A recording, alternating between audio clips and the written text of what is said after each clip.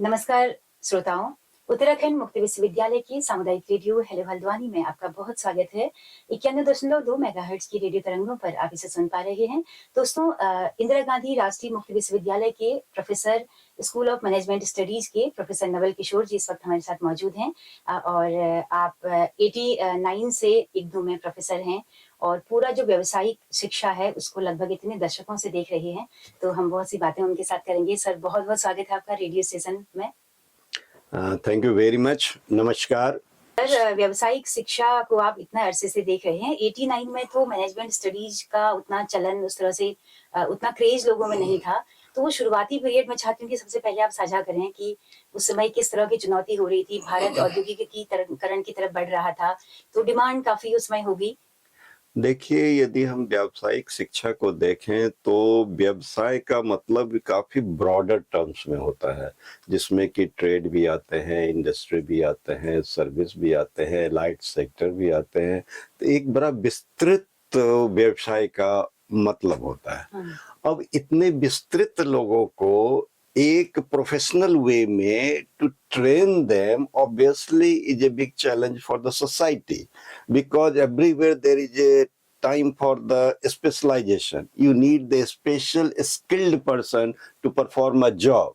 किसी भी काम को करने के लिए उस एरिया का एक प्रोफेशनल स्पेशलाइज्ड स्किल्ड पर्सन की जरूरत पड़ती है, तब वह काम को वो अच्छे ढंग से कर पाएंगे। और इसके लिए क्या हो रहा है कि जैसे जैसे ये बिजनेस बढ़ेंगे, जैसे जैसे इंडस्ट्री बढ़ेंगे, जैसे जैसे ट्रेड बढ़ेंगे, जैसे जैसे सर्विस सेक्टर बढ़ेंगे, उन लोगों का स्किल्ड पर्सन्स का रिक्वायरमेंट भी उतना ही ज्यादा होगा। यहीं तक सीमित नहीं है। जब से ग्लोबलाइजेशन हुआ, लिबरलाइजेशन हुआ, इन सभी चीजों के as a consequence of all these things, what happened, the demand of the business education also kept on growing. And now when the demand is growing, not only in India, rather than the global front also, you see all the time, you keep on watching on the TV, okay, Western Europe, North America, Southeast Asian nations, you see that how fast they all are growing. इतना fast जब वो grow कर रहे हैं, इतने fast grow करने के क्या कारण, कुछ न कुछ उनके पास होगा, कुछ व्यावसायिक एजुकेशन का ज्ञान होगा, कुछ टेक्नोलॉजी का ज्ञान होगा, चीजों को कैसे टेक्नोलॉजी को डे टू डे एक्टिविटीज में हम लावे, उसका ज्ञान होगा उनको। तो इन चीजों का स्पेशलाइज्ड नॉलेज की बहुत ही जरूरत पड़ती है।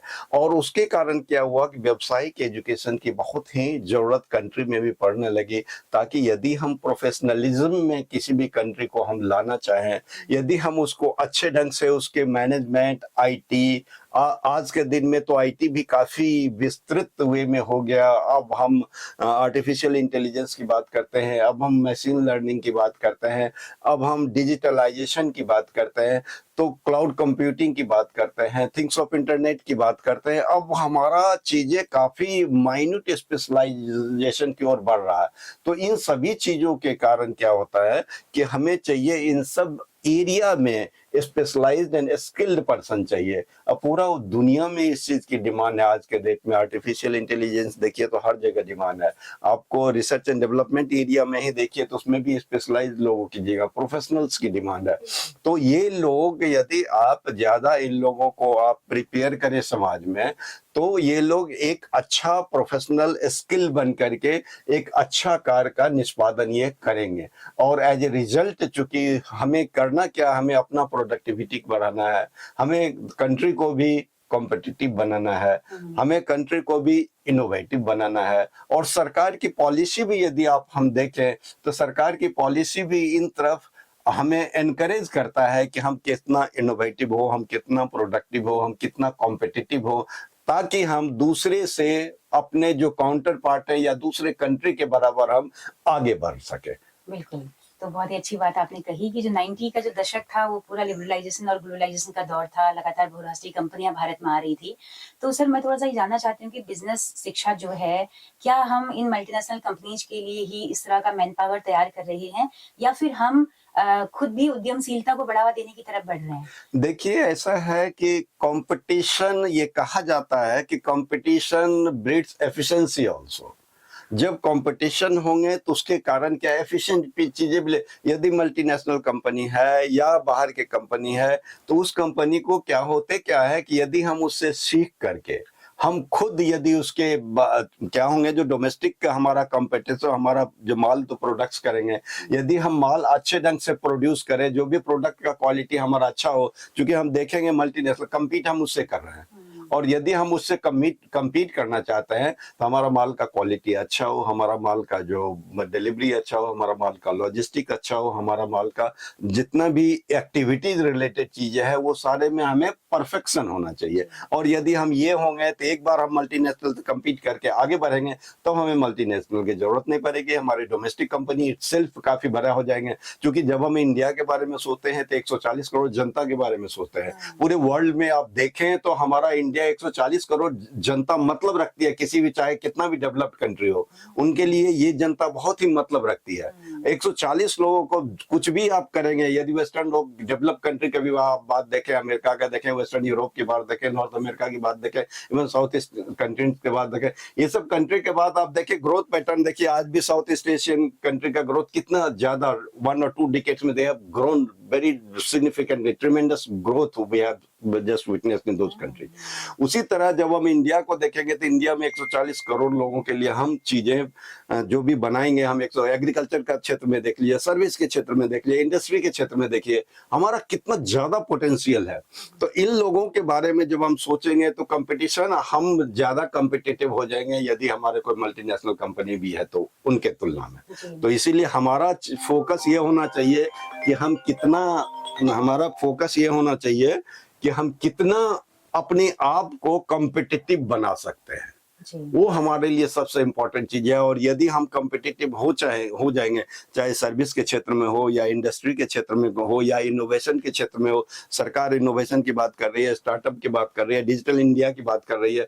अब इन चीजों में देखिए हम जॉब का प्रोस्पेक्ट देखें तो बहुत ज्यादा हो जाता है। तो हमें क्या चाहिए आज के डेट में, हमें ये चाहिए कि जो इनोवेटिव कल्चर, यदि हम रूरल एरिया ऑफ इंडिया में देखें तो कैसे हम वो इनोवेटिव कल्चर रूरल एरिया में हम डेवलप कर पाएंगे।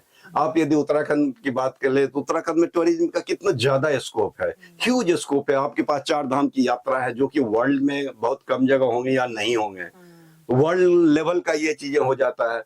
केदारनाथ, बद्रीनाथ, यमुनोत्री ये एक अपने आप में ये टूरिज्म स्पॉट नहीं है, रिलीजियस नहीं, ये आस्था से जुड़ा हुआ लोगों से। अब उसको यदि हम कैच करना शुरू कर रहे हैं बहुत ह्यूज होगा। इसके कारण क्या होगा, आपका टूरिज्म बढ़ेंगे, इसके कारण हॉस्पिटैलिटी इंडस्ट्री बढ़ेगा, इसके कारण आपका होटल एंड रेस्टोरेंट का बिजनेस बढ़ेगा, इसके कारण आपका बैंकिंग बिजनेस बढ़ेगा, ट्रांसपोर्टेशन बढ़ेगा, लॉजिस्टिक बढ़ेगा, कंसल्टेंसी बढ़ेगा। अब एक एरिया को यदि हम एनरिच करते हैं तो उसका इम्पैक्ट, बिजनेस का जो इम्पैक्ट हो रहा है मल्टीफेरियस एरियाज में हो रहा है। तो ओवरऑल क्या होंगे, पूरा का पूरा उत्तराखंड भी डेवलप करेगा, कंट्री डेवलप करेगा, इंडिया का नाम होगा। तो ये एक जो हमारा एजुकेशन का जो टारगेट है। और अभी देखिए यदि आप 2-3 weeks back there was a report from CIA ने एक रिपोर्ट दिया। उस रिपोर्ट में यह है कि अबाउट 86 मिलियन पर्सन्स को we have to educate to catch up the national education policy target. National education policy 2022 का टारगेट को भी यदि हमें प्राप्त करना है, हमें 86 मिलियन लर्नर्स को एजुकेट करना है। अब इतना मासेस एजुकेट करने के लिए मेरे ख्याल से ओपन एंड डिस्टेंस एजुकेशन एक बहुत बड़ा प्लेटफॉर्म क्रिएट किया जा सकता है उनको नॉलेज इम्पार्ट करने के लिए। अदरवाइज ऑल्सो यदि आप नेशनल एजुकेशन पॉलिसी को देखें तो हमारा GER को हमें बढ़ाना है, 50% करना है। अब GER को यदि हम बढ़ाना है तो obviously all over the country हमें लोगों को एजुकेट करना, मास एजुकेशन करना है। अब मास एजुकेशन करना है तो ऑब्वियसली उसके लिए ओपन एंड डिस्टेंस एजुकेशन एक बहुत बड़ा जरिया होगा।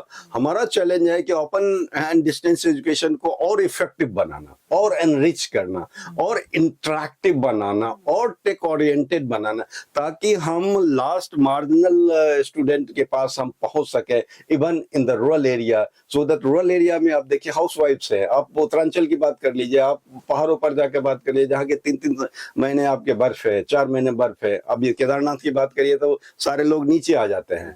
अब वहां पर जो वुमन है खास करके हाउस वाइफ, उसको हम कैसे ट्रेन करें, उनको हम कैसे एजुकेट करेंगे। तो ये एक ऐसा है 24/7 टाइम बच्चों को मिल सकता है यदि IT driven open and distance education से करें, क्योंकि ये एक consumer friendly, students friendly education system है, जिसमें कि बच्चियां घर पे रह करके पढ़ सकते हैं, आकर के एग्जाम दे सकते हैं। सर, इग्नू की कितनी बड़ी भूमिका है शिक्षा के इस लोकतांत्रिकरण में, मास लेवल तक इस क्वालिटी एजुकेशन को पहुंचाने में? क्योंकि इग्नू का जो कंटेंट होता था वो एक मानक होता था। IAS पीसीएस की तैयारी वाले लोग भी इग्नू का कंटेंट पढ़ा करते थे, मुझे याद है। तो कैसे इग्नू ने अपना ये मेंटेन रखा? शुरुआत से क्वालिटी भी है और रोजगार ओरिएंटेड कोर्सेज भी आपने शुरू किए। देखिए, इग्नू बिगनिंग से ही एक कोलैबोरेटिव इंस्टीट्यूशन के तरफ काम किया, जिसमें कि हमारे जो कोर्स राइटर रहे वो लीडिंग इंस्टीट्यूशन से भी रहे, एकेडमिशियंस जो इग्नू में एक मिल करके एक ऐसा टीम तैयार किया गया जो कि best quality of the content को डेवलप कर सके। तो हमने क्या किया, इग्नू ने क्या किया, even the leading institutions of the country, university, academic institution, centre of excellence, even जो भी IIT, IIM, Delhi university, IFT, leading experts को we that time we were able to request them to be involve in the course writers team of the IGNOU. Now as a result क्या हुए, वहां का जो हमारा content मिला प्लस जो हमारा इंटरनल फैकल्टी मेंबर्स थे, इसको एक सिस्टम इस ढंग से डेवलप किया गया कि जो रिटन मटेरियल को सेवरल प्लेसेस पे एडिट करके एनरिच करते रहना। लास्ट मटेरियल को एनरिच किया गया, तो मटेरियल का कंटेंट बहुत ही अच्छा बना। इसके लिए कॉमनवेल्थ ऑफ लर्निंग से इग्नू को अवार्ड भी मिला मटेरियल का, बेस्ट मटेरियल्स के लिए, कंटेंट डेवलप करने के लिए। और दूसरी बात क्या हो गई कि ये कंटेंट अक्रॉस द कंट्री लोगों को पसंद आने लगा, बिकॉज ये कस्टमाइज्ड लैंग्वेज में लिखा हुआ था, सिंपल लैंग्वेज और एक्सप्रेशन। अंग्रेजी के ज्यादा कोर्सेज हैं, ऐसा है नहीं, क्या? दोनों है हमारे यहाँ, इंग्लिश और हिंदी दोनों है। और अब तो बहुत सारे लैंग्वेजेस में उड़िया में कन्वर्ट किया जा रहा है। हमारे यहाँ MBA का course materials different language, Telugu में भी हो रहा है, हिंदी में ऑलरेडी हो गया है। तो अब तो डिफरेंट लैंग्वेजेस में किया, हिंदी में भी अब हो गया है। तो अब तो डिफरेंट लैंग्वेजेस में इग्नू का कोर्स हो गया। तो भाषा को जो भी सरकार का भी जो ये चीज है कि भाषा को स्टम्बलिंग ब्लॉक नहीं होना चाहिए बच्चों के लिए, तो उसका ख्याल रखा जा रहा है। सर, इग्नू ने जब मैनेजमेंट का कोर्स शुरू किया तो उसमें आसपास क्या सिनारियो था? भारत में क्या ये कोर्सेज चल रहे थे? और देखिए, उस समय बहुत कम ओपन डिस्टेंस एजुकेशन था, बहुत कम जगहों में था उस समय। बहुत कम इंस्टीट्यूशन ऐसा था, बट वो भी इंस्टीट्यूशन जो था वो लोकल लेवल पे था। बट इग्नू एक जो प्रोग्राम शुरू किया, एक नेशनल लेवल पर प्रोग्राम शुरू किया।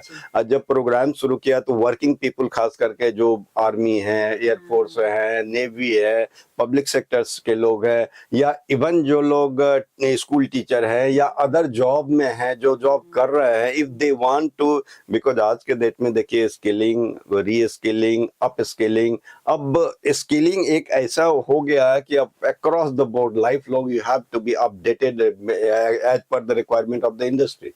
यदि इंडस्ट्री के रिक्वायरमेंट्स हम अपने आप को अपडेट नहीं करेंगे तो will be out of the race. Because knowledge इतना फास्ट डेवलप हो रहा है हर एक एरिया में कि आपको अपडेट करना है। तो क्या हुआ कि जो ये सारे लोग एक ह्यूज चंक सोसाइटी के थे, जिनको कि एक्सेसिबिलिटी, हाउसवाइफ को एक्सेसिबिलिटी उतना नहीं हो सकता बिकॉज उन्हें घर भी देखना होता है।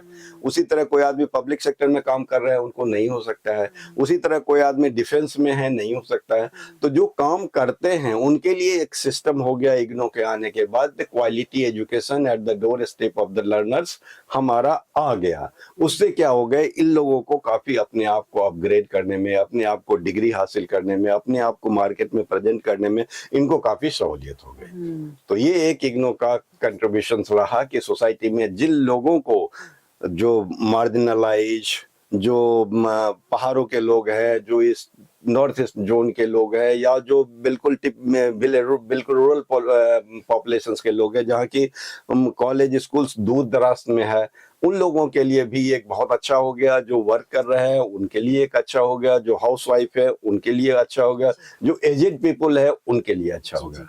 सर शुरुआती मैनेजमेंट में किन बच्चों ने दाखिला लिया, किन लोगों ने लिया? क्या सुदूर गांव के लोग भी इस कोर्स को प्रीफर तब कर रहे थे? धीरे धीरे वो भी उसको उसमें आ गए। जब उनको जानकारी मिली तो गांव के भी लोग, चूंकि उसमें यूजुअली अंग्रेजी माध्यम होगा तो उनको वो एक उनके लिए थोड़ा सा बात या तो उस रहेगी। समय एक लैंग्वेज, बिकॉज उसमें बाहर में जो कंपनी, जो इंडस्ट्री, इंग्लिश चूंकि एक वोग था इंग्लिश लैंग्वेज कि अलग अलग कंपनियां आ जाए, ये होंगे मल्टीनेशनल होंगे तो उसमें ज्यादा वो लोग सक्सेस हो पाएंगे, इसीलिए इंग्लिश पर फोकस ज्यादा किया।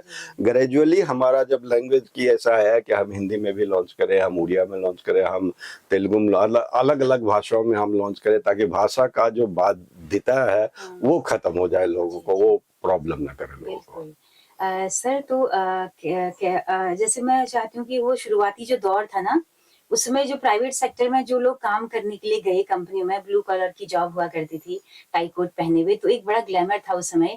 और मुझे याद है कि सरकारी नौकरी से ज़्यादा तवज्जो मिला करती थी क्योंकि सैलरी बड़ी अच्छी होती थी। तो थोड़ा-सा सर नॉस्टैल्जिया में उस दौर को हमें थोड़ा याद देखिए, करवाइए। उसको हमें इस ढंग से लेना चाहिए उसको कि कंपटीशन सीख करके, कंपटीशन का यही नॉर्म पे होना चाहिए कि हम कंपटीशन सीख करके अपने आप को डेवलप करें। और तो उससे हुआ, डोमेस्टिक इंडस्ट्री पर भी उसके काफी प्रभाव पड़ा, जो बिल्कुल क्रेज था उस समय कि नहीं हम इस एरिया में जाएं या इस एरिया में जाएं। आज के डेट में ये हो गया कि आपके पास एटलीस्ट सिस्टम है, जहां की यदि बच्चों के लिए बहुत इंपॉर्टेंट है, हमारे पास अपॉर्चुनिटी है, प्रोवाइडेड यदि बच्चा अपने आप को उस अपॉर्चुनिटी के अनुसार अपने आप को तैयार करे। तैयारी बहुत ही जरूरी है। बच्चों को जिस लाइन में जॉब चाहिए, यदि आप कंपटीशन एग्जामिनेशन क्वालिफाई करना चाहते हो, या बिजनेस के एरिया में जाना चाहते हो, मैनेजर बनना चाहते हो, या डिफरेंट एरियाज में आप जाना चाहते हो, अपने आप को उस रिक्वायरमेंट के अनुसार, बिकॉज इंडस्ट्री ये कहेगी कि हमें जॉब फिट नहीं हो पा रहा है, हमें जो चाहिए कैंडिडेट वो नहीं मिल पा रहा। तो कैंडिडेट के लिए यह लेसन है कि आप अपने आप को तैयारी करो, आप अपने आप को इनोवेटिव बनाओ, आप अपने आप को कॉम्पिटिटिव बनाओ, ताकि जिस एरिया में डिमांड हो मार्केट में, उस एरिया को आप अच्छे ढंग से कैटर कर पाए। जी, जी। सर कॉर्पोरेट सेक्टर ने इग्नू के स्टूडेंट्स को क्या हाथों-हाथ लिया? क्या वो मान्यता, वो तवज्जो मिल देखिए, पाई? बिगिनिंग में तो चैलेंज होता है, क्योंकि कोई भी सिस्टम जब बिगिनिंग में आती है तो उसमें, लेकिन उसमें अपॉर्चुनिटी ये हो गया कि बच्चे जॉब के साथ भी काम करके वो कंट्रीब्यूट कर रहे हैं। ये अपॉर्चुनिटी उनको दूसरे जगह नहीं मिल पाता, बिकॉज वो कॉलेज या स्कूल या यूनिवर्सिटी में नहीं जा पाते। तो यहाँ क्या हो गया है, दिन भर काम कर करके बच्चा रात में पढ़ करके एग्जाम दे करके ये डिग्री हासिल कर सकते हैं। क्योंकि उस समय भी एमबीए की डिग्री इंपॉर्टेंट था, आज भी एमबीए की डिग्री इंपॉर्टेंट है। अब इंस्टीट्यूशंस भी काफी बढ़ गए, नंबर भी काफी बढ़ गए, स्टूडेंट्स भी काफी बढ़ गए, तो आपको ज्यादा और बेटर तरीके से उनको कैटर करना है। जी, जी। तो एक पॉजिटिव पॉइंट हुआ कि quality education at the door step of the learners IGNOU पहुंचाने का काम किया। सर पश्चिम में जो मैनेजमेंट एजुकेशन है, व्यावसायिक शिक्षा है पूरी, क्या वहाँ से कुछ ऑप्ट किया जाता है? देखिए, पश्चिम में नंबर, एक जो बिग इशू, पश्चिम में नंबर बहुत कम है। हमारे यहाँ जब भी हम बात करेंगे तो हमारे यहाँ नंबर ह्यूज है। तो आपको ये सोचना पड़ेगा कि हम जो भी हम प्रोवाइड कर रहे हैं, उस लार्ज नंबर को हम कैसे इफेक्टिव ढंग से हम प्रोवाइड कर सकें, वो हमारे लिए ज्यादा इंपॉर्टेंट होगा और अपने देश काल की परिस्थितियों के अनुसार कर सकें। ऑब्वियसली। अभी हम जब एनईपी में जब बात कर रहे हैं राष्ट्रीय शिक्षा नीति में, तो स्वरोजगार की, उद्यमिता की ज्यादा बात हो रही है, कौशल की बात हो रही है। हाँ, इनोवेशन पर वो फोकस कर रहे क्योंकि हैं। बाहर की कंपनियां आती हैं यहाँ पे, रॉ मटेरियल हमारा है, जगह हमारी है, सब्सिडी सरकार दे रही है, और आप एक बहुत कम दाम में हमारा मैन पावर को रख के सारा मुनाफा अपने पास ले जाते हैं। तो कहीं न कहीं हमारा देश में बिल्कुल हमें रूरल डेवलप करना है। रूरल डेवलप करने के लिए हमें रूरल एग्रीकल्चर सेक्टर को देखना होगा, वहाँ पर जो भी टूरिज्म है तो टूरिज्म को देखना होगा, वहाँ पर जो भी यदि एनवायरमेंट सस्टेनेबिलिटी है तो उसको हमें देखना होगा, वहाँ पर जिस ढंग से स्मॉल स्केल इंडस्ट्री की बात हो रही है तो उनको देखना होगा।